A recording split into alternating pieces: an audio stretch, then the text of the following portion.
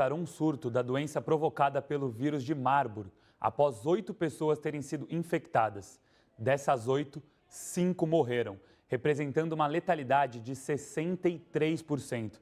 Além disso, 9 casos foram confirmados na Guiné Equatorial. E notícias como essa, é claro que despertam o medo de um surto de uma doença mundial. Sobre o assunto, vamos conversar com João Prats, infectologista do Hospital Beneficência Portuguesa. João, muito obrigado por falar conosco, seja bem-vindo. Olá, Kaique. Olá, pessoal que está nos assistindo. É um prazer estar aqui. Começando, indo direto ao ponto, é claro que eu acho que a pergunta que todos estão se fazendo nesse momento, o que exatamente é esse vírus de Marburg e onde ele surgiu, João? Vai ficar mais fácil se a gente der uma comparação com um vírus que a gente ouviu falar um tempo atrás, que é o Ebola. É um vírus de uma família parecida. Ele também é da família dos filovírus. E é um desses vírus que a gente fala que está no grupo do que a gente chama de febres hemorrágicas, né? Que causa essas doenças bastante graves.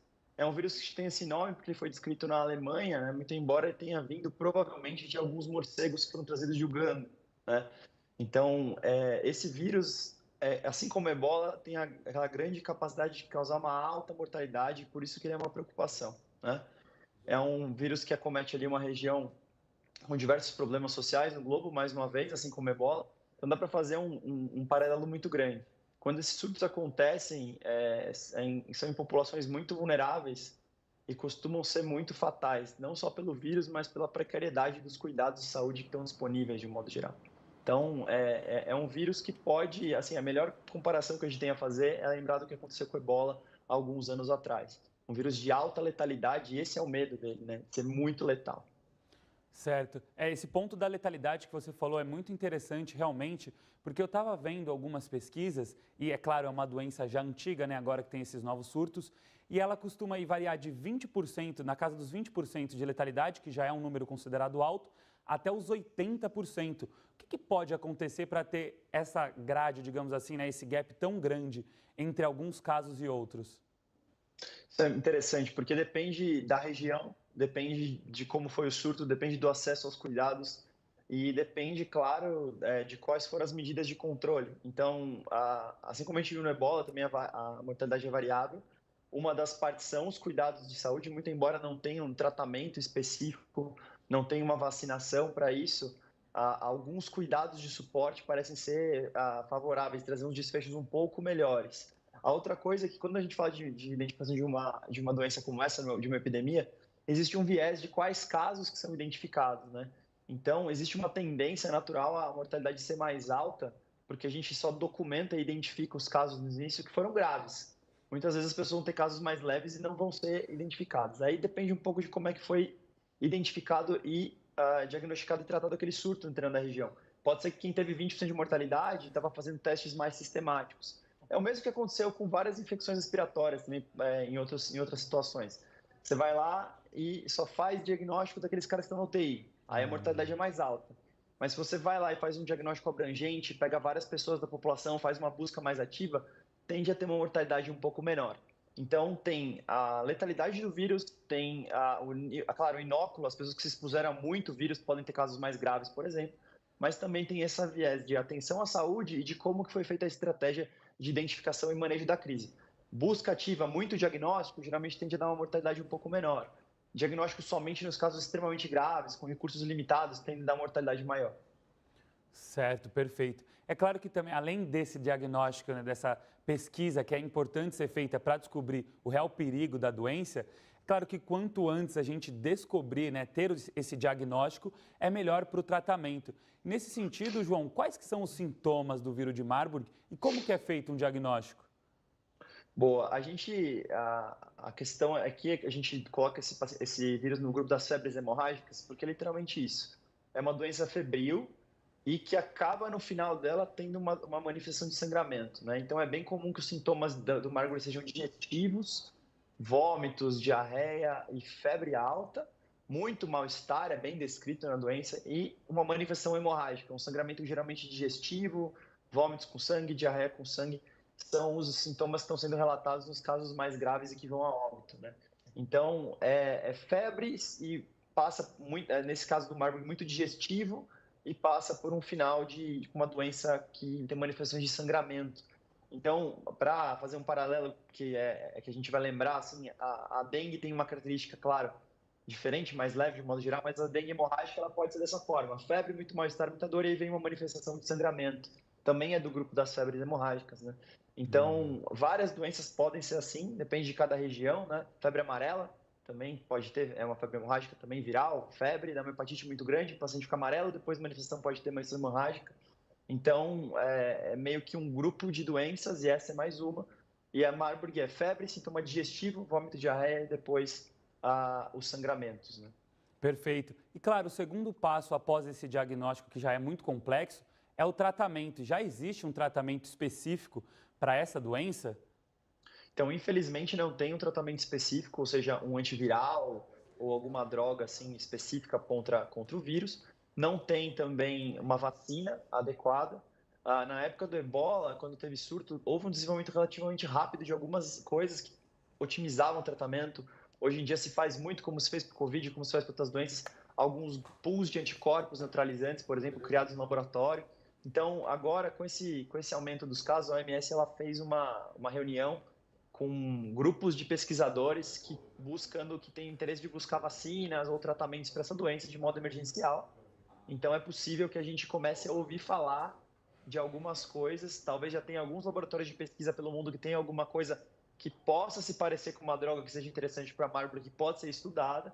Então vira um esforço mundial nessa hora para correr atrás de um tratamento. Mas infelizmente o tratamento atualmente é só de suporte, significa tratar a desidratação, repor os líquidos, tratar a pressão baixa, tratar a disfunção dos rins, tratar a coagulação, e é só isso que a gente tem para fazer hoje, esperar o paciente desenvolver uma resposta imune e melhorar. Então, não tem um tratamento específico, mas é possível que a gente em pouco tempo ouça falar de algumas coisas, porque quando tem um surto como esse, várias pessoas do mundo são chamadas para tentar organizar uma resposta para esse vírus.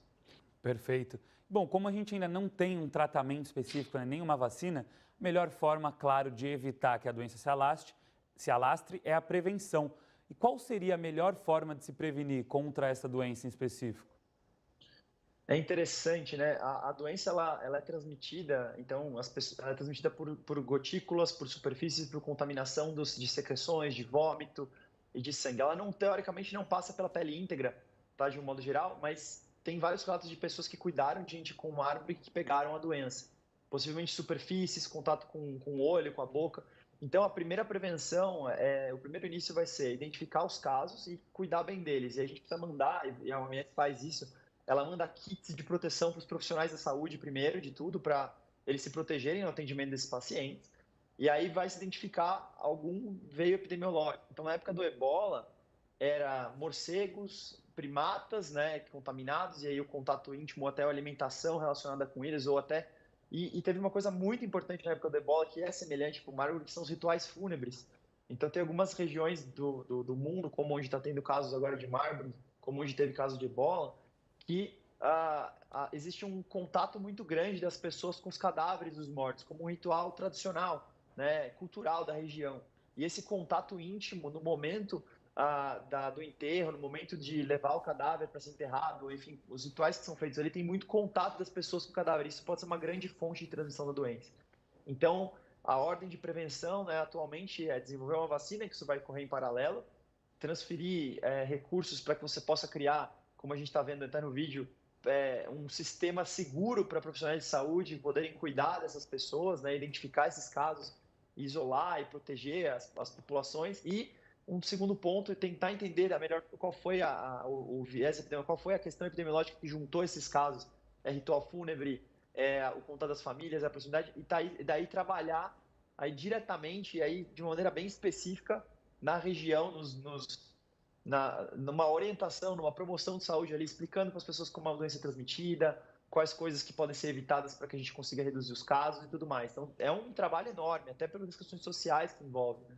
Então, não é fácil combater esse vírus, e ainda mais um vírus com tal mortalidade que passa de pessoa para pessoa com contato íntimo, né? Então, imagina que é bem complicado de lidar num lugar que socialmente as coisas não estão bem, né? Perfeito, é exatamente como você falou, são uma série de fatores que dificultam e muito, né, o enfrentamento dessa doença. Tem o fator da transmissão, que ela acontece de uma forma muito fácil, tem o fator social, que são lugares que às vezes não têm melhor estrutura de saúde possível também, e tem o fator que ainda é uma doença que não tem um tratamento, também tudo isso junta num combo, criando uma preocupação muito grande, é claro, na população. E como a gente tem falado nessa transmissão com certa facilidade, preocupação, é claro, de todos, é que essa doença se espalhe cada vez mais. E além da Tanzânia e da Guiné Equatorial, já existem outros surtos em alguns locais do mundo e existe essa possibilidade de se transformar num surto global, atingindo todo o planeta?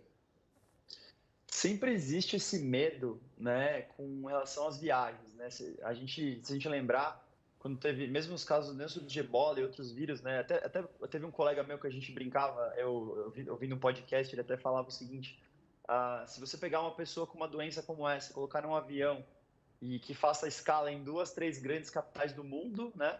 Facilmente você pode disseminar a doença. De um modo geral, esses vírus, nos últimos surtos que a gente teve, eles não tiveram essa capacidade de contágio. Então, diferentemente do coronavírus, que a gente agora está vendo o tempo todo, que todo mundo conhece, a contagiosidade é fácil, entre aspas, mas é só quando a pessoa está muito doente, você tem contato muito próximo. São as secreções, né? É o vômito, a diarreia, os cuidados ali que são feitos com essa pessoa. Então, de um modo geral, ela não é tão contagiosa como é um coronavírus, como vocês viram, né? Então, ele não é passado por aerossóis, não tem uma contagiosidade tão grande. Então, não é tão fácil assim disseminar a doença, mas é importante que se coloque no lugar medidas, principalmente para viajantes dessa região, né? E que você consiga identificar pessoas que possam estar doentes dessa região, porque o mais importante, né, a melhor medida nesses casos é identificar uma pessoa que está doente e dar cuidados médicos para que ela não, e adequados, né, com isolamento, com prevenção, com todos os cuidados, para que ela não transmita a doença. Então, não tem o mesmo potencial. Se você parar para pensar, é possível sim que você tenha casos e comece a ter aumento de casos fora da região, principalmente por causa de viajantes, porém não tem essa contagiosidade toda e os últimos surtos que a gente teve realmente não foram tão grandes. Preocupa, mas se a gente tiver medidas adequadas de prevenção e de direcionamento e identificação desses casos, pessoas que estão viajando para lá, deve lembrar, todo mundo deve lembrar, quando estava nos aeroportos e na época do ebola, a gente ouvia assim: você veio viajar de tal lugar, você está com febre, venha fazer o teste, vamos cuidar de você. Né? Os aeroportos tinham várias medidas tentando identificar esses casos. Então, o potencial de se disseminar essa doença é bem menor. Você precisa de um cuidado, você precisa estar muito próximo, você precisa ter contato das mucosas, você precisa ter um contato bem próximo mesmo. E não é habitual isso num viajante, numa situação em que a pessoa não esteja com sintomas mais intensos, não que nem o Covid que passa assintomático, né? Então não é a mesma coisa. Então, de modo geral, a gente não espera o mesmo potencial, mas é claro que sempre tem que ter muito cuidado, né? A gente tem que se identificar pessoas potencialmente doentes, porque como a gente falou, uma pessoa entra no avião, vai de uma região da África e passa em 2 grandes capitais do mundo, ela teve contato com um número de pessoas inacreditável e pode sim causar algum tipo de surto fora da região. Então, é para a gente ter bastante cuidado sim, mas não tem o mesmo potencial que um coronavírus, como a gente viu, tem.